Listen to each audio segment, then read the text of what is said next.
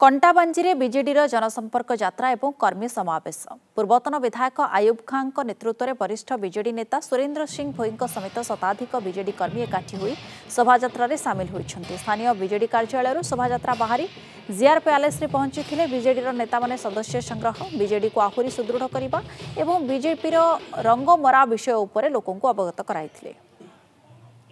नवीन आज्ञा को निर्देश क्रमे प्रत्येक बरस 2 अक्टोबर रु एक मास लगी कही थे पदयात्रा करवार लगी अधा पदयात्रा में सारी थिलु।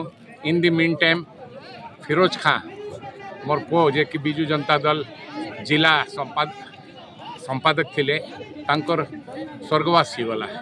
अंचल रो बिजु जनता दल प्रेमी मने कहले नहीं आज्ञा आमर इच्छा नहीं हेबार फिरोज बाबू नहीं न बोली आमर शक्ति न बुलवार लगी से लगी पदयात्रा नहीं करूँ ए वर्ष बोली कही थे।